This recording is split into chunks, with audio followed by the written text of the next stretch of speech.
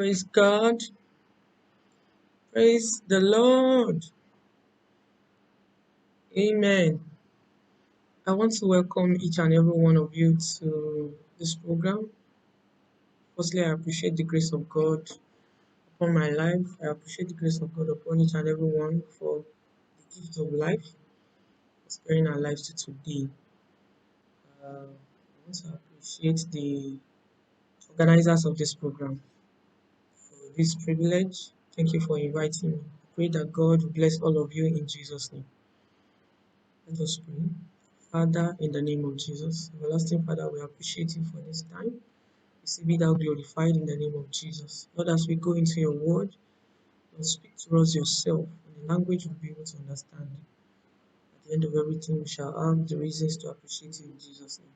In Jesus' mighty name, we have prayed. Amen. Yes, the topic before me says restoration, and the Bible quotation is from the book of Joel, Joel chapter 2, verse 25. Joel chapter 2, verse 25. It reads, "And I will restore to you the years that the locust hath eaten, the cankerworm and the caterpillar, and the palmer worm, a great army which I sent among you." Praise the Lord. Um, the topic once again says restoration. First of all, what is restoration? Restoration has to do with bringing something back, something that has been lost, bringing it back. So it's an act of restoring or bringing back something to its former position. So for something to be restored, that means it's no more in that position it is. So as a student, when we talk of academic excellence, maybe it's no more there, it has been lost through one thing or the other. Maybe there is something like poor academic performance.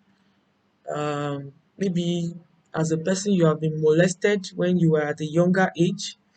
Maybe you have gone through a form of disappointment by a family member or a loved one. You've been abused in one way or the other. So in situations like this, you need restoration.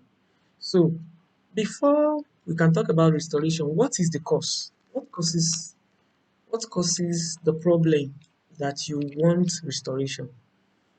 The main thing that we can talk about is sin. Sin is a cause of some problems that will make one to leave his original position or place where God has placed him or her. So when you commit sin, uh, some of the consequence may be the loss of the glory of God upon one's life. Uh, you may be you may have been exercising some of the spiritual gifts that God has given to you through the Holy Spirit, but because you've gone into sin in one way or the other, the spiritual gifts may have gone. Maybe you are someone that dreams before, and God reveals to you a lot of things in your dream, but the dreams do not come anymore. You're someone that prophesies, you're someone that speaks in tongues, you're someone that is full of God's wisdom. You speak with words of wisdom and people get blessed through you. But these things no more uh, show in you. Maybe because you've dipped your hand into sin in one way or the other. And maybe uh, as a result of sin, there are some special coverings that God places on his children that is no more there, all because of sin. And so, with all these things, you need restoration. So, what do we do? Nothing else can be done than to go back to God. If you are a Christian before, but you have gone into sin, you have fallen into sin, you need to cry back to God to forgive you your sin. Confess your sins. Let God forgive you. Ask for mercy. And by the time you ask for mercy, God will definitely be merciful unto you. Then you rededicate your life back to God. Those are part of the things you can do. You need to genuinely repent of your sins. You need to repent. Briefly, that book of Joel, chapter 2, if you read from verse 1 downwards, it talks about God's pronouncement on the Israelites, his people, that he's going to bring a great judgment upon them. And this judgment is going to be a very, very grievous one. He said, the day of the Lord will come upon them, and it's going to be dreadful. It's going to be serious. But he later called for repentance, that if they can genuinely repent, he is faithful and just to take them back. Not only taking them back now, that was how we got to that verse 25, that if they can genuinely repent, he's ready to restore them. He's ready to bring back those good old days, restore to them the years that the locust has eaten, the cankerworm and the caterpillar and the palmer worm, which are the great armies that he has sent because of the sins they have committed. So, if we want God to restore us, there are some things we need to do there are some things we need to do. We need to fulfill our own part, and that is genuinely repenting of our sins. By the time we genuinely repent, God is there, is merciful to receive us. He's waiting for us.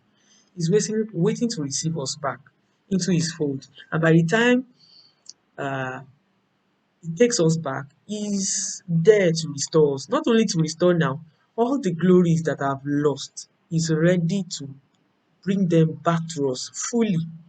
So I'm beseeching you, children of God, today, that the Lord is ready to restore you in many different ways that you may have lost one thing or the other. And you can start things all over again. You can have a new beginning. He will give you a hope for a better future. Your academics, you can do well again. Maybe a lot of things have gone wrong in your academics. Your GPA has really gone so low, and you are already losing hope. God is there. Just rededicate your life to Jesus. You still have a lot of great things to do in life. God is ready to restore you. We have testimonies of people that have been restored like that, and their latter end was greater than what happened to them formerly. So whether you have been experiencing a form of dryness or dry season, even in your spiritual life, God is ready to restore you. You just go back to God, rededicate your life to him. He's ready to receive you. And not only receiving you, all the things you have lost, he's ready to restore them. He's ready to give them back to you with full force. He's ready to give them back to you fully. So I hope you've been able to gain one or two things from what I've said today. I pray that God Himself would uh, give you more meanings to all these things better in the name of Jesus. Let us pray. Father, in the name of Jesus, Lord, we appreciate you for this time. Lord, I'm praying for your children that you restore to them whatever they might have lost. Father, restore to them in the name of Jesus. As they will be rededicating their lives to you, Father, you will come through for them in the name of Jesus. And whatever it is they are experiencing in their lives that they are not comfortable with, Father, you would come through for them and make things right again for them. Give them a new beginning in the name of Jesus.